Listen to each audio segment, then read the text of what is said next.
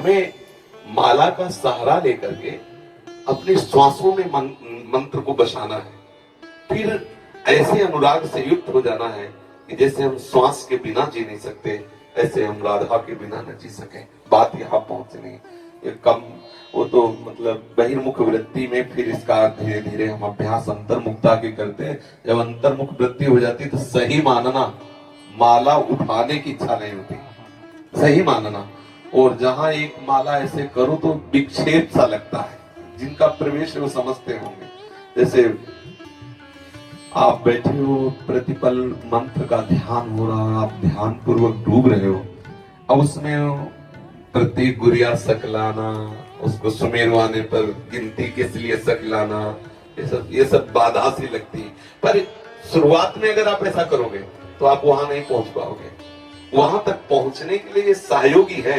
तो क्या एक समय ऐसा आता है, और ऐसा करना चाहिए प्रत्येक साधक को, कुछ समय तक बिना माला के मंत्राकार वृत्ति करने की चेष्टा करनी चाहिए। कभी आपका ये नासवान शरीर है, मान लो अंगुली टूट जाए, अंगूठा टूट जाए, ये नासवान है। अगर हमने केवल माला से अभ्यास किया तो हमारा भजन रुक जाएगा। ये अनुभव की बात कहते हैं। जैसे हमने 50 माला निज मंत्र का जप करने का नियम लिया, तो 50 के बाद जो मन है ना, वो कहता है आज का काम हो गया। वो अंदर से कहता है आज का काम हो गया, मतलब वो उस समय सावधानी से अलग होने लगता है। और जब हमें प्रतिपल उसका, अच्छा, जब हमारे हाथ में माला नहीं होगी तो हमें मंत्र चलाने में मुश्किल पड़ेगा और लगेगा माला चाहिए, क्योंकि अभ्यास आपने किया है। कई तरह का अभ्यास करके इसको मन को फंसाना चाहिए। जैसे मानो माला ही है तो हमें गिनती की जरूरत थोड़ी, माला चल तो रहा है, माला ही तो चल रहा है, तो बिल्कुल न गुरिया है न माला है। अरे इसको फंसाने तो है मन को, राधे श्याम राधे श्याम राधे श्याम। गणना में हमें किसी को बताना है क्या, राधे श्याम राधे श्याम। फिर धीरे धीरे इसको भी बंद कर दिया। आज्ञा चक्र में हम लिखते जाते हैं बार बार नाम, बार बार नाम। आँख खुला है तो बंद है तो बार बार नाम, एक एक मात्रा, एक एक अक्षर, उसमें हम डूब रहे हैं। अब देखो एकदम आपको एकदम रोमांच हो जाएगा, एकदम शीतलता है। जब मंत्र का तदाकार वृत्ति से 5 मिनट तदाकार हो जाए तो 24 घंटे के लिए बैटरी चार्ज। आप समझ लीजिए, ये मतलब अनुभव की 5 मिनट अगर डूब गए मंत्राकार वृत्ति में, कुछ याद नहीं रहा बाहर, तो 24 घंटे के लिए ऐसा आनंद दे देगा कि मंत्र अपने आप चलने लगेगा। अभी क्या होता है कि अंगुली में माला, जिह्वा पे नाम और वृत्ति बाहर, ये प्रारंभिक दशा में आवश्यक है। क्योंकि अगर हम प्रारंभिक दशा में केवल उसके ऊपर छोड़ देंगे तो विषयी मन वो कल्पना में फंसा देगा, नाम छूट जाएगा। प्रारंभिक दशा में बहुत सहयोगी माला है, माला भगवत स्वरूप है, पर एक स्थिति ऐसी आनी चाहिए कि हम बिना माला के भी भगवान नाम में, प्रियाजू के नाम में, प्रियाजू के रूप में हम डूबे। ये प्रेम रस की वृत्ति आने के लिए थोड़ा सहयोगी है, लेकिन पूरी वृत्ति माला में ही केवल ना लगा दे। नहीं तो देखा गया है, अंगूठा दर्द करने लगा, अंगूठे में चोट लग गई तो बहुत विक्षिप्त है, भजन नहीं हो रहा।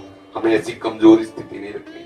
जब हम गुरु कृपा से इस मार्ग में प्रारंभ में आए तो ये गुरुजनों से सुनने को मिला कि जितना जितना नाम जप करोगे रूप का प्रकाश होगा। तो लोभ गुरु के वचनों से जागृत हो गया। तो जो पूर्व में सदगुरुदेव भगवान थे, बड़े जप प्रधान महापुरुष थे, सन्यासी थे, पर बहुत प्रणव जप प्रधान थे। रात्रि के 2 बजे हम जैसे उठते तो देखते जप में बैठे, और दिन में जैसे विश्राम करते तो टहलते हुए आ जाए, उठ बैठ।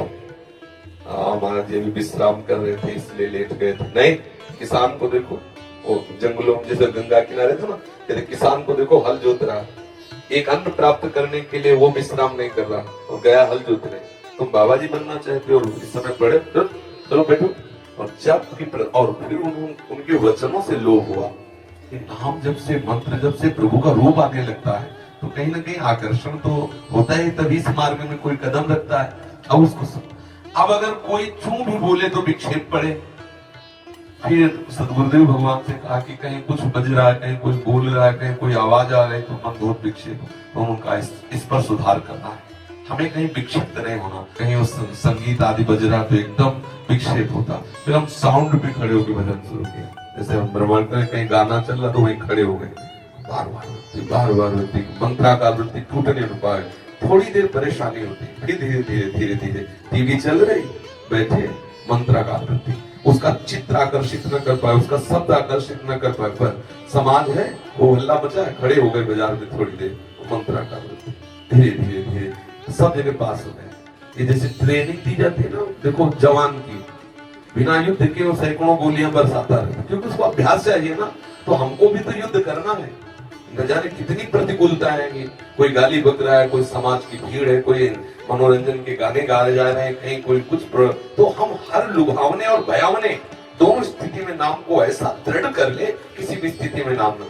अब समस्या थी, जैसे कोई आया तो बात कर रहा है तो बहुत अंदर जलन होती, ये कब जाए वो नाम, मतलब तो लगा कि ऐसे नहीं, इसका भी सुधार होना चाहिए। तो जैसे सामने वाला बोल रहा है, उसके चेहरे पर बार बार नाम का चित्रण कर रहे हैं, देखा वो समझ रहा है बाबा बहुत प्यार से देख रहे हैं, तुम्हें नहीं देख रहे हैं, अपना काम कर रहे हैं, और वो बार बार नाम उसके तो बीच में बोल दिया हाँ अच्छा, और फिर नाम को चला रहे, बड़ा आनंद आने लगा। आधा घंटा वो बात हुई, लेकिन अब आधा घंटा भी स्मरण नहीं हुआ।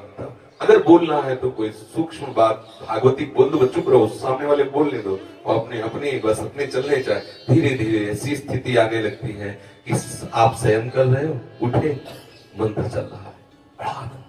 ये जो तंद्रा में भजन होता है ना, बहुत सुखद होता है। नाम सो रहे, नाम जग रहे, इस स्थिति का जो भजन बड़ा आह्लाद, ये वही समझते हैं जो अच्छे साधक भजन में लगे।